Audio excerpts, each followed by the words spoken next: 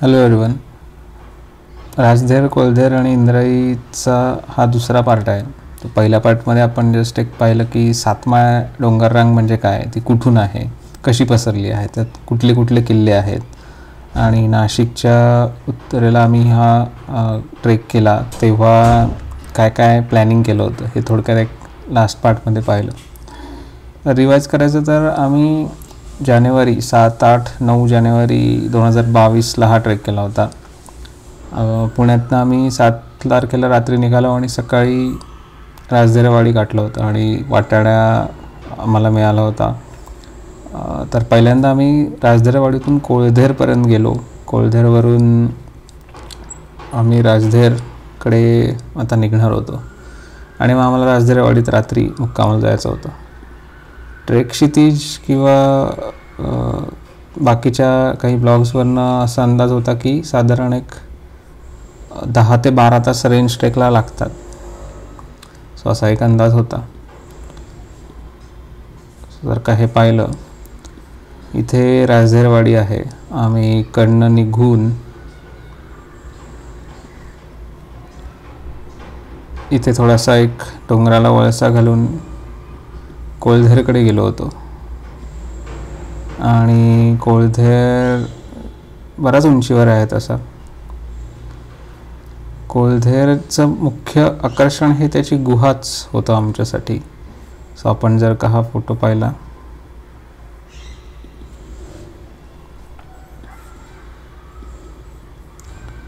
तर ही गुहा हे आमचं मुख्य आकर्षण होतं आणि वरून सातमाळेचे राजधेरच्या बाजूचे किल्ले दिसत होते. सो एकूणच छान वातावरण होतं आणि कमी वेळात आमचा कोळधेर झाला होता.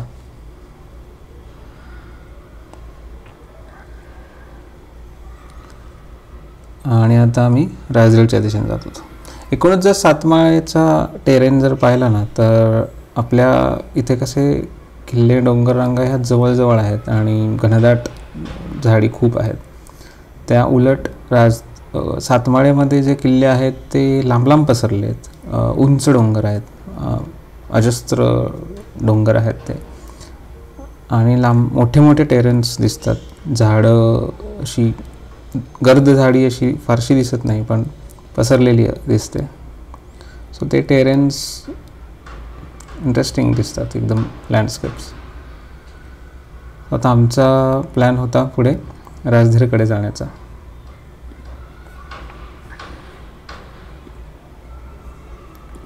जसं मी म्हटलं तसं काटेरी झुडपं वगैरे भरपूर वाटेवर दिसत होती आणि आम्ही कोळधेरच्या अलीकडे जिथून आम्हाला जी डोंगरं दिसत होती, शिंगमाळ आणि पलीकडच्या साईडचा बाफळ्या वगैरे, तर त्याच्या थोडासा अलीकडे येऊन पुन्हा लेफ्ट साईडला एक रस्ता जात होता.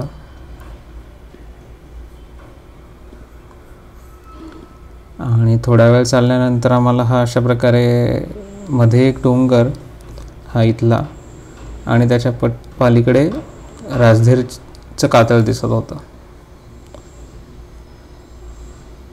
11:15 11:30 साधारण वाजले असावेत तेव्हा आम्ही या डोंगराच्या जवळपास जाऊन पोचलो होतो आणि तो क्रॉस केल्यावर आम्हाला राजधेरकडे जायचं होतं. सो असा एक छान लँडस्केप मिळाला आहे.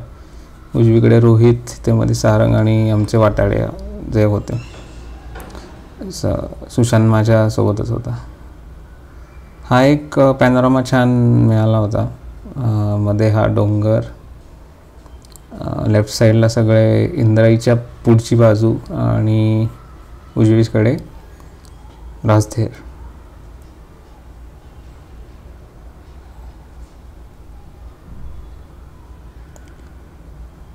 आता इकडे आम्ही थोडा वेळ थांबलो होतो खाण्यासाठी आणि मग आम्ही परत निघालो.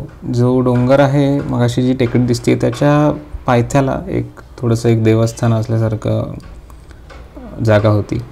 सो त्याला आम्ही क्रॉस करून त्याच्या राईट साईडने वरती चढलो.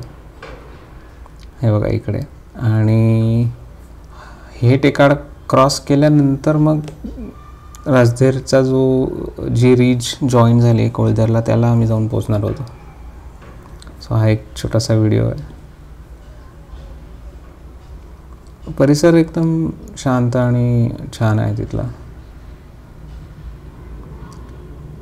राजधेर हा तसा बऱ्यापैकी मोठा किल्ला आहे, म्हणजे कोलधेरच्या कंपॅरिझनमध्ये राजधेर मोठा आहे. हा इकडे मागे दिसत होता कोलधेर. आणि मग वरती बसल्यावर नीट मळलेली पायवाट अशी नव्हती, पण आम्ही थोडा काट्याकुट्यातनंच रस्ता शोधत त्या कातळाच्या खालती आम्हाला जाऊन पोचायचं होतं. सो आम्ही असेच एक रँडम थोडासा अप्रोच घेतला होता, जो शक्यतो सोप्या वाट्याने तिथे घेऊन जायचा असा. हा पुन्हा एक पॅनोरामा छान मिळाला आहे. रोहितचा आहे आय थिंक हा फोटो, रोहितने काढलेला. सो इथे याच्यामध्ये कोलधेर दिसतोय, त्याच्या अलीकडच्या डोंगराची बाजू दिसते. मागे तो शिंगमाळा दिसतोय. जर झूम केलं तर इकडे कांचन वांचनाचा पार्ट दिसतोय थोडासा. हे इथे आय थिंक लेकुरवाळी म्हणून एक डोंगर आहे. इखारा दिसतोय, धोडप गायब झाला आहे. आणि हे कपाशी नावाचं एक गाव आहे आय थिंक खालच्या बाजूला. आणि उजवीकडे राजधेर. तर हा जो फोटो आहे आय थिंक सारंगाचा आहे. तर इथे काही एक अप्रोच असा आहे की पूर्ण त्या काताला लागेपर्यंत चालत जायचं आणि मग आत घुसायचं. पण आमच्या वाटाड्यांनी एक छान त्यांना वाट माहिती होती, ती अलीकडेच थोडी उजवीकडे वळते, जेणेकरून वरती खूपच जास्त घसारा आणि बिकट वाट आहे. त्याच्याऐवजी ही इकडनं खूप बऱ्यापैकी चांगली वाट होती. हा अजून एक वर्ण मिळालेला फोटो आहे, ज्यात पुन्हा सातमाळची धोळपच्या दिशेची रेंज दिसते. क्लिअरिटी असेल तर नशीब लागतं त्यासाठी म्हणा. हां, आणि मग ॲक्च्युली ही जी शिडी दिसते ना ती जुनी आहे. म्हणजे राजधेरला आधी दगडातील पायवाट होती, जी इंग्रजांनी सुरुंग लावून फोडून काढली. नंतरच्या काळात गावकऱ्यांनी किंवा जनरलच इथे पोचण्यासाठी लोकांनी ही तात्पुरती किंवा थोडी कमजोर शिडी होती. पण आता मात्र तिथे एक चांगल्या प्रकारची शिडी लावली आहे. मी तुम्हाला दाखवत होते.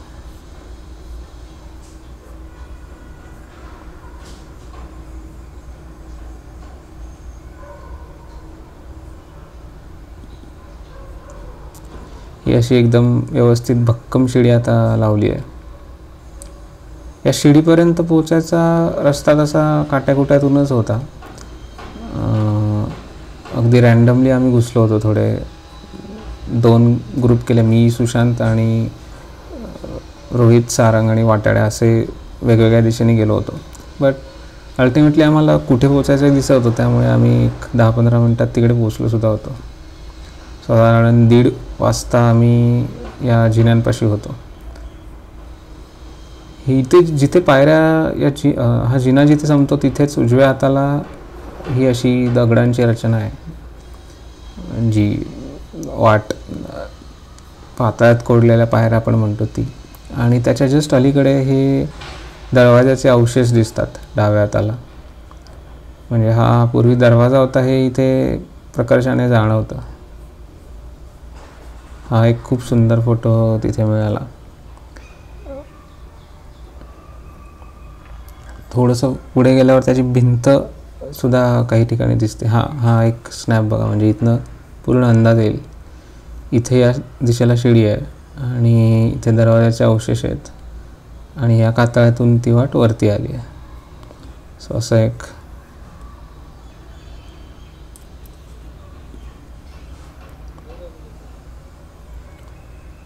सुशांत इथे बसला आहे आणि या साईडला त्या पायऱ्या आहेत.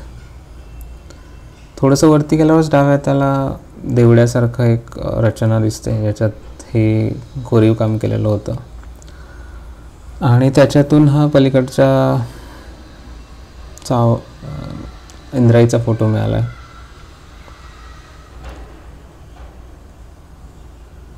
थोडंसं पुढे गेल्यावर एक सतीशिळा पण आय थिंक तिथे होती. वरती गेल्यावर ही एक रचना दिसते तिथे, थोडंसं मंदिरासारखंच वाटतं ते, बट ते मंदिर नव्हतं. काही वाड्यांचे अवशेष वरती सापडतात. तिथे एक कबर असल्यासारखं, एक समाधी असल्यासारखं एक रचना होती. आणि त्याच्या जस्ट मागच्या बाजूला इकडे हे कातळातील खांबांसोबत असलेले टाके दिसतात. पाणी एकदम जबरदस्त. इथेच आम्ही थोडा वेळ थांबून खाऊन घेतलं. इथे गुहेचे सुद्धा हे प्रकार आहेत. हे बघा, हे राहुल आणि आरती. पुढे कधी जाऊन लोकांना हे समजण्यासाठी त्यांनी आपली नावं कोरलेली दिसत आहेत. ऐतिहासिक लोक आहेत ही.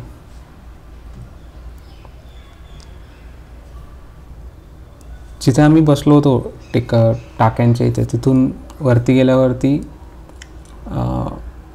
हे आम्हाला एक मंदिरासारखी रचना दिसली. हे पाण्याच्या इथला व्हिडिओ आहे. छान मासे वगैरे होते त्याच्यामध्ये. आणि पाणी भरून घेऊन मग आम्ही निघायचा विचार करत होतो. जेवण झालं होतं, खाऊन झालं होतं, त्यामुळे नियमाप्रमाणे पडी टाकली होती सगळ्यांनी. आणि रात्री आम्ही कुठेच थांबलो नव्हतो आणि झोप अजिबातच झाली नव्हती हायवेवरती. त्यामुळे इथे एक छान जागा बघून जेवण करून झोपलो आम्ही. खिचडी आणली होती सारंगने. आणि हे जे पोटॅझोज आहे, एक थोडासा वेगळा प्रकार तेव्हा आम्ही ट्राय केला होता. त्या पोटॅझोजच्या मध्ये ते खिचडी टाकून त्याचा एक सँडविच बनवून मग आम्ही खाल्लं होतं. सो असे काहीतरी किडे सुचतात.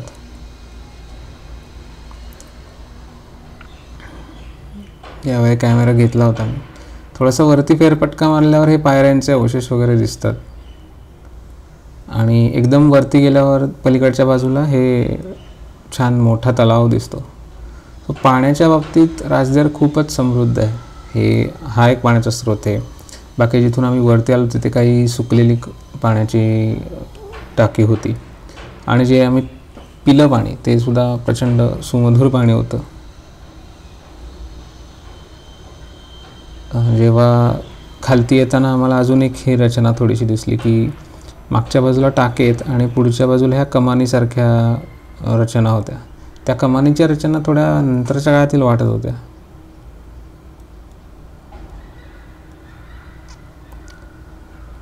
थोड्या वेळाने आम्ही निघायचा विचार केला होता. 3-3:30 वाजता आम्ही जवळपास निघालो होतो. सो आता आम्हाला आल्यामार्गे नव्हतं जायचं, आम्हाला पलीकडच्या बाजूला राजधेरच्या दिशेला उतरायचं होतं. सो आम्ही त्या दृष्टीने पलीकडच्या साईडला गेलो. म्हणजे पायऱ्या उतरल्यानंतर या बाजूला आलो आम्ही. जी कातळ जे दिसतं आहे त्याच्या राजधेरवाडीच्या बाजूला. सो आपण थोडंसं मॅपमध्ये गेलो तर इकडनं आम्ही उतरलो आणि पुढे आलो होतो इकडे. आणि हा राजधेर, इथे साधारण त्या पायऱ्या आहेत.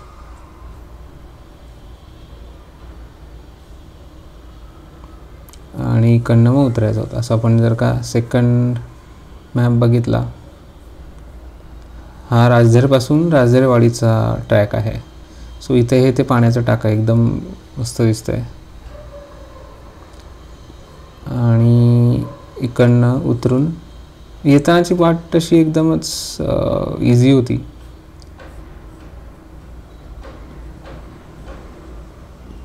सो हा फोटो उतरतानाचा काढला आहे. उतरताना एकदम छान वातावरण होतं, थोडंसं ढगाळ होतं.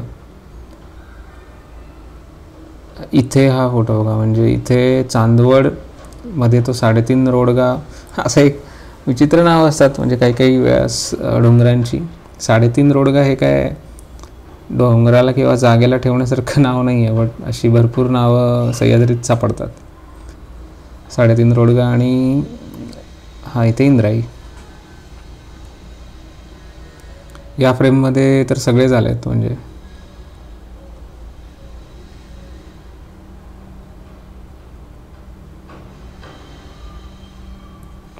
पायऱ्यांचे अवशेष येताना खाली एका टप्प्यावर दिसतात. एक विरगळ दिसली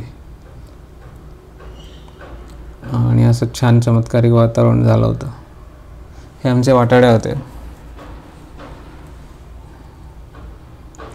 राजधरवाडीत उतरलो, तिथे एक धबधबा आणि पाण्याचा स्रोत वगैरे दिसतात. हे राजधरवाडीचं गाव आणि ते एक मंदिर.